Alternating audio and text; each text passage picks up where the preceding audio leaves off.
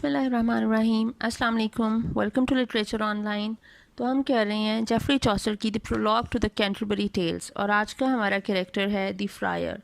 Fryer कहते हैं गदागर को, भीख मांगने वाले को, जो कि लाइक एक जिसके पास थोड़ी दीन की तालीम भी होती है, लेकिन वो साथ में लोगों से ले लेकर ही उनका गुजारा हो रहा होता है। A friar there was a wanton and a merry, कि यहाँ पर इन ज़ायरीन के बीच में जो कैंटरबरी जा रहे हैं, इसमें एक फ्रायर भी मौजूद था जो कि एक दिल लगी करने वाला इंसान था। वॉन्टन कहते हैं दिल लगी करने वाला इंसान, ए मैरी और बहुत ही ज़्यादा मौज मस्ती और खुशबाश कर रहने वाला इंसान, ठीक है, मैरी खुशी को कहते हैं। ए लेमेच्योर अ फुल सॉलम मैन, अब यहाँ पे ये इसने स्टायर किया है इस पे।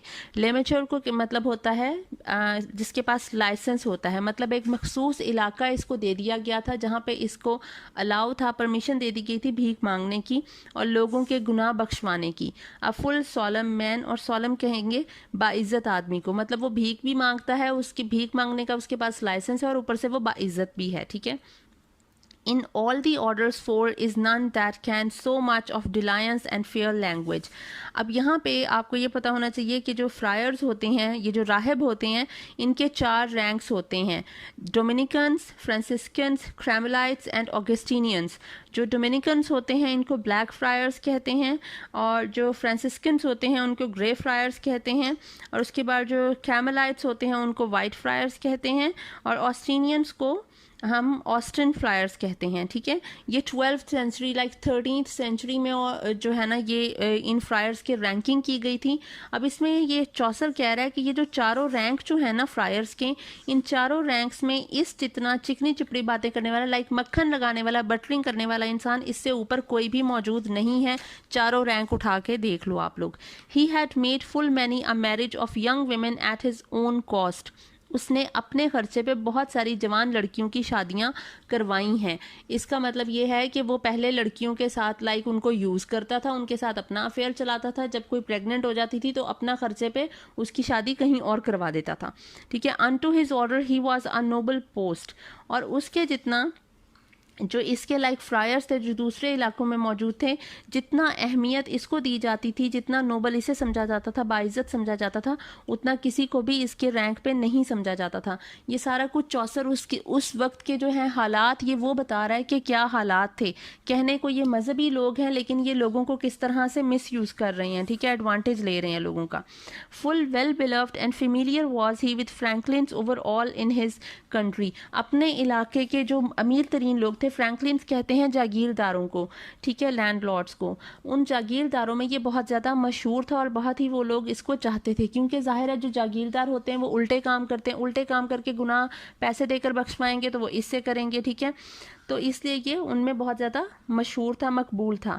एंड ईक विद वर्दी वीमेन फॉर द टाउन, और बिल्कुल ईक का मतलब है सेम, और सेम ही सिचुएशन गांव की जो कंट्री की, उस इलाके की जो अमीर औरतें थी उनके दरमियान में भी इसकी मकबूलियत इसी तरह थी। For he had power of confession, वो क्यों मकबूल था, क्योंकि उसके पास कन्फेशन की पावर थी कि ये उन लोगों के गुनाहों को सुन सकने की। जिस तरह आपको क्रिश्चियनिटी में पता है, हम लोग मूवीज़ वगैरह भी देखते हैं, तो क्रिश्चियंस क्या करते हैं, वो चर्च में उन्होंने एक कन्फेशन बॉक्स रखा हुआ होता है जिसमें वो प्रीस्ट वहाँ पे अंदर जाके बैठता है, और बाहर कोई भी जिसने कोई गुनाह कमिट हो जाता है जिससे, ठीक है, तो वो अपनी जो सिन कमिट हुआ होता है उसकी फॉरगिवनेस के लिए वो वहाँ पे जाके पहले उस प्रीस्ट से कन्फेस करते हैं, ठीक है। तो वो जो कन्फेशन है आपकी, इसके पास ये इख्तियार हासिल था क्योंकि ये लाइसेंस्ड था कि ये लोगों के पास जाकर उनके कन्फेशन सुने और फिर उनको बताए कि आपकी पेनेंस क्या है, मतलब आपको फॉरगिवनेस किस तरह से मिलेगी, कि किसी भूखे को खाना खिला दो, या किसी को पानी पिला दो, या किसी को पैसे दे दो, या किसी गरीब की मदद कर दो, वट एवर ही सेज। तो ये लोग फिर वो करते थे, ठीक है। एज सेड हिमसेल्फ, कहता है वो खुद अपने मुंह से कहता था, more than a curate for of his order he was licentiate, कि जो नायब पादरी होता है किसी भी इलाके का, क्योंकि मैं लाइसेंस्ड हूँ, मेरे पास एक नायब पादरी से ज़्यादा इख्तियारात हैं यहाँ पर इस इलाके में। Full sweetly heard he confession, वो बहुत ही प्यार से लोगों की कन्फेशन सुनता था, गुनाह सुनता था। And pleasant was his absolution, absolution कहते हैं गुनाहों के खात्मे के लिए जो वो कोई तजवीज़ पेश करता था, वो बहुत ही ज़्यादा प्लीजेंट हुआ करती थी, मतलब लोग उसे पसंद करते थे, मतलब गुनाह की कोई पनिशमेंट वो एज सच नहीं देता होता था। He was an easy man to give penance, वो कह रहा है ये जो सज़ा की खात्मे के लिए जो एक लाइक प्रोसेस होता है उसके लिए ये बहुत ज़्यादा ईजी आदमी था, मतलब बड़ी अच्छे तरीके से उस चीज़ को डील कर देता था। There as he wish to have a good pittance for unto a poor order for to give, और अगर कोई इंसान किसी गरीब की मदद करने की सोचता था और कोशिश करता था तो ये फ़ौरन से आगे बढ़ जाता था कि गरीब की मदद से बेहतर है तुम लोग मुझे कुछ पैसे दे दो और तुम लोगों के गुनाह जो हैं वो फॉरगिवनेस मिल जाएगी, पेनेंस हो जाएगी, ठीक है। is sign that a man is well for unto a poor order for to give is sign that a man is well shriv, इसका मतलब है कि अगर ये कभी किसी को देख लेता था कि अब कोई बंदा किसी गरीब को पैसे दे रहा है चोरी छुप के, लाइक छुप के दे रहा है या किसी गरीब की मदद कर रहा है, तो ये फ़ौरन से भांप लेता था उस चीज़ को कि इस इंसान से ज़रूर कोई ना कोई गुनाह कमिट हुआ है, ठीक है। He wish that for if he yes he does make avaunt का मतलब है कि उसको कोई गुनाह हुआ है उसको फ़ौरन पता चल जाता था, ठीक है। वो बूस्ट करना शुरू कर देता था, वो उसके पास जाता था, वो कहता था मुझे तो पहले ही पता चल गया था तुमसे गुनाह हुआ है, ठीक है। ही wish that a man was repentant, और ये दुआ करता था कि अगला आदमी जो है वो गुनाहगार ही निकले, अच्छे आदमी तो हो ही ना ख़त्म हो जाए दुनिया से। For many a man so hard is of his heart, वो कहता था कि कुछ लोगों के दिल बहुत सख्त होते हैं। He may not weep although him sore smart, वो कह रहा है कि वो लोग खुद को परेशानी में मुब्तला नहीं रखते बल्कि वो रोते भी नहीं हैं अपने गुनाहों पे, कि मतलब उनके दिल इतने सख्त होते हैं कि वो अपने गुनाहों पर रोते ही नहीं हैं, हालांकि बगैर वो रोए, बगैर शर्मिंदा हुए अपने गुनाह पे वो खुद को एक तकलीफ़ में मुब्तला रखते हैं, ठीक है। सोर स्मर्ट का मतलब है खुद को तकलीफ में मुब्तला रखना, कि अगर वो शर्मिंदा नहीं होंगे, उनको कोई एम्बैरसमेंट या गिल्ट फील नहीं होगा अपने किसी गुनाह का या बुरी डीड का, तो उस बुरी डीड की वजह से उन्हें गिल्ट फील होना चाहिए। अगर नहीं हो रहा तो ये गलत बात है। Their hearts are hard, therefore instead of weeping and prayers man must give silver to the poor friars, वो कह रहे हैं इसलिए मैं तो यही कहता हूँ कि इंसान को रोने और दुआएं अल्लाह ताला से मांगने के लिए, माफ़ी मांगने से बेहतर है कि वो फ्रायर्स को पैसे देते रहें, तो उनके गुनाह ऐसे ही माफ़ होते रहेंगे। His tippet was as farsed full of knives, farsed कहते हैं स्टफ्ड को, ठीक है। और टाइपेट वो क्लोक होता है जो स्लीवलेस गाउन पहना होता है, अमूमन वो लड़कियां पहनती हैं, लेकिन यहाँ पे इस फ्रायर ने पहना हुआ है। उसका जो वो गाउन था sleeveless, that was stuffed full of knifes, उसमें छोटे छोटे से जिस तरह चाकू पड़े होते हैं, एंड पिन्स, और पिन्स होती थी। अब एक आदमी के लाइक फ्रायर के गाउन में छोटे छोटे चाकू और पिन्स क्या कर रही होंगी? Obviously for to give fair wives, ताकि वो औरतों की जो है वो हेल्प कर सके। औरतों को इन चीज़ों की ज़रूरत पड़ती है कि आते जाते किसी के पास ज़रूरत पड़ेगी तो वो उसको हेल्प करेगा, बात करने का मौका मिलेगा और कुछ ना कुछ पैसे बन जाएंगे या फिर कुछ अफेयर चल जाएगा, यूज़ कर लेगा। And suddenly he had a merry note, और यकीनन उसकी आवाज़ बहुत खूबसूरत थी। Well could he sing and playing on a rote, rote कहते हैं फिरल को या फिर कोई लाइक फ्लूट को, ठीक है। वो साज जो है वो बड़ा अच्छा बजाता था और बहुत अच्छा गा सकता था। Of yeddings he bar out really his price, yeddings कहते हैं बैलेड को, ठीक है, गाने को, बार कहेंगे बेयर या कैरेट को, और यकीनन वो बहुत ही अच्छी तरह से बैलेड गा सकता था, ठीक है। फोक सॉन्ग, बैलेड कहते हैं फोक सॉन्ग को।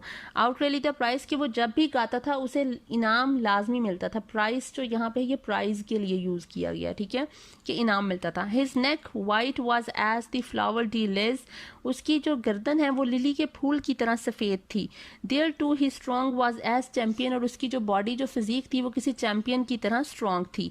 ही knew the taverns well in every town and every hostiler and tapestry, उसे अपने टाउन के हर सराय का, मतलब मैखाने का जहाँ पे शराब मिलती है, और हर सराय का जहाँ पे जो ट्रैवलर्स हैं वो आके रुकते हैं, उसे हर उस जगह का बहुत अच्छी तरह से पता था, क्योंकि इन जगहों पे लोग लाइक ड्रिंक करते हैं, सेक्स करते हैं, तो उनको क्या मिलता है, वो बाद में अपने गुनाह कमिट करने का कहीं भी ना कहीं फॉरगिवनेस के लिए ढूंढ रहे होंगे किसी को, तो इसके क्या बन जाएंगे, इसके पैसे बन जाएंगे वहाँ पे। मतलब ये इस तरह के लोगों में रहता था, ठीक है, इसकी कंपनी इस तरह की थी। बेट देन अ लेजर और अ बैगिस्ट्रल, अच्छा लेजर या बैगिस्ट्रल कहते हैं, लेजरिस्ट ये कहते हैं गरीबों को, फकीरों को, गदागरों को, उसका इनको कोई पता नहीं होता था। तबका इसका कौन सा, लाइक ये किस क्लास से बिलोंग करता है, that he is a beggar, तो he must know the beggars ना, लेकिन उसे बैगर्स का नहीं पता, लेकिन अमीर लोगों का उसे बहुत अच्छी तरह से पता है।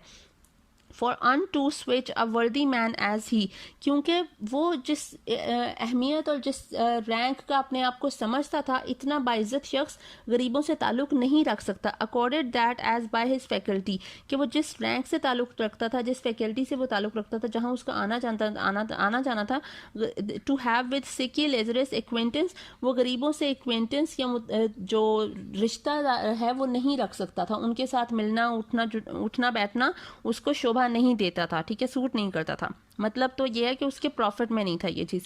It is not honest, it may not avance for to deal with no such poraille, क्योंकि ये उसके फ़ायदे में बात नहीं जाती थी इन लोगों से मिलना, क्योंकि यहाँ से उसे कोई पैसे नहीं मिलते थे। But all with rich and sellers of victual, बल्कि उसके फ़ायदे में बात जाती थी कि वो सिर्फ और सिर्फ अमीरों के साथ ताल्लुकात रखे। And overall there as profit should arise, और जहाँ पे भी वो कुछ फ़ायदा होता देखता था। Courteous he was and lovely of service, वो बहुत ही ज़्यादा कर्टियस खुश इखलाक बन जाता था। एंड लोली ऑफ सर्विस, बहुत ज़्यादा इज्जो इनकसारी उसमें आ जाती थी। लाइक मैं आपको सर्व करूँगा at any cost and in every way, ठीक है, बाय हुक और crook I will be there for you, इस तरह का उसका एटीट्यूड हो जाता था। And there was no man nowhere so virtuous, और वो कहता है इतना नेक आदमी तो कोई था ही नहीं। ये चौसर इस पे क्या कर रहा है, टॉन्ट कर रहा है, ठीक है, तंज कर रहा है इस पे। He was the best beggar in his house, वो अपने इलाके का बेस्ट बैगर था। बेस्ट बैगर क्यों था वो आगे उसको एक्सप्लेन भी कर रहा है चौसर। वो कह रहा है एंड ये for certain frame for the grant, क्योंकि वो चर्च को हर साल एक मखसूस रकम दिया करता था, ग्रांट दिया करता था। None of his brother came there in his haunt, कि इस इलाके में तुमने मेरी तरह का कोई भी बैगर और आने नहीं देना है। I am the only and the licensed one here for this area and you can't let anyone come here. मतलब वो पैसे दिया करता था, इसलिए वो बेस्ट बैगर था कि वो किसी को आने ही नहीं दे रहा। For though a white had not a shoe, widow, for though a widow had not a shoe, वो कह रहा है अब ये उसकी एक्सपर्ट, वो मतलब कितना एक्सपर्ट है वो बता रहा है, और कितना बेहिस भी है कि अगर किसी विडो के पास जूते भी नहीं होते। ये जो शो लिखा हुआ है ये शू आप इसे समझें, ठीक है, और ये वाइट वे जो लिखा हुआ है ये विडो के लिए, ठीक है, कि अगर किसी बेवा के पास जूते तक नहीं है, मतलब ये कितनी गरीब औरत है जिसने जूते नहीं पहने हुए और उसके शौहर की भी डेथ हो गई है। So pleasant was his in principio yet would he have a farthing or he went. वो कहता है कि वो उस बेवा से भी मतलब पैसे निकलवा लेता था, उस बेवा के पास जाता था, वो खुद नंगे पैर हैं, ये उसके पास जाके बाइबल की जो पहली 14 लाइंस हैं उनको प्रिंसिपियो कहते हैं, the first 14 lines of Bible. ये इतने खुशगवार अंदाज में वो प्रिंसिपियो सुनाना शुरू करता था उस औरत के सामने कि वो औरत भी अपनी, जो बेचारी ने अपनी रोटी के लिए कोई पैसा, कोई फर्दिंग कहते हैं सिक्के को, एक कॉइन को उसने वो रखा होता था, तो ये वो कॉइन भी उससे ले लेता था। मतलब इतना, मैं अब इसे क्या कहूँ, his purchase was well better than his rent, उसको चर्च की तरफ से जो एक इनकम लगी हुई थी मंथली, उस मंथली इनकम, वो मंथली इनकम तो बहुत ज़्यादा कम थी, लेकिन वो जो इस तरह लोगों से ईंच खींच के बना लेता था वो बहुत ज़्यादा पैसे होते थे, ठीक है, उसकी रियल इनकम से। एंड रेज ही कुड, और वो हर वक्त फिरता रहता था एज इट वर राइट अ वेल्प, वेल्प कहते हैं डॉगी को। वो कह रहा है किसी कुत्ते की तरह खुशबू सूंघता फिरता रहता था कि कहीं से पैसे मिल सकते हैं या नहीं। मतलब यहाँ पे उसने काफ़ी ज़्यादा एक हार्श किस्म का स्टायर किया है इस पे, ठीक है, आप लोग इसको यूज़ कर सकते हैं कैरेक्टराइजेशन में जो उसने की है चौसर ने इसकी। In love days there could he much help, वो कह रहा है जो प्यार के दिन होते थे ना, जिस तरह अभी पाकिस्तान में और बाहर के दिनों में हम लोग वैलेंटाइंस मनाते हैं, या फिर आप समझ लें नवंबर दिसंबर से शादियाँ होनी शुरू हो जाती हैं, तो जो शादियों के दिन होते थे उसमें ये बड़ा हेल्पफुल साबित होता था। For there he was not like a cloister with a threadbare cope as is a poor scholar, क्योंकि उन दिनों में वो किसी गदागर की तरह या किसी गरीब आदमी की तरह, जिसने थ्रेडवेयर कहते हैं पुराना वो सीधा जोड़ा पहना हुआ, पुअर स्कॉलर, वो किसी स्कॉलर या किसी गदागर की तरह फटे पुराने कपड़ों में वहाँ नहीं जाता था जब शादी के दिन होते थे, लव डेज होते थे। बट ही वॉज लाइक अ मेस्टर और अ पोप, बल्कि वो वहाँ पे ऐसे पहुँचता था जैसे कोई पोप हो, मतलब इतने शानदार अंदाज में पहुँचता था। Of double worsted was his semicope, उसने जो गाउन पहना होता था उसकी डबल लेयर होती थी और वो डबल ऊनी धागे से बना हुआ होता था, मतलब काफ़ी कीमती होता था। That rounded as a bell out of the press, और वो इतनी खूबसूरती से स्टिच हुआ होता था जिस तरह वो प्रेस से अभी अभी निकला है, मतलब उसकी गोलाई इतनी जो है वो होती होगी, ठीक है, अम्ब्रेला फ्रॉक पहनता होगा। Somewhat he lisped for his wantonness to make his English sweet upon his tongue, वो जब गाता था तो वो थोड़ा तुतला कर इंग्लिश बोलता था ताकि लोगों को और भी ज़्यादा स्वीट लग सके उसकी English. And in his harping, और जब वो साज बजाता था, when that he had song, और जब वो साथ साज बजाने के साथ गाना गाता था. His eyes twinkled in his head right as done the stars in the frosty night. उसकी आंखें उसके सर पे इस तरह से टिमटमा रही होती थी जिस तरह सर्द रात में सितारे टिमटमा रहे होते हैं, उस तरह गाना गाते हुए उसकी आंखें टिमटमा रही होती थी, मतलब खुशी से. पैसे बनने थे ना उसके. दिस वर्दी लेमेटोर वॉज क्लैप्ड हर्बर्ड. और इस जो वर्दी जो लाइसेंस्ड बैगर था, फ्रायर था, इसका नाम क्या था? ह्यूबर्ड इसका नाम था. तो I hope I have made my self clear. Thank you so much.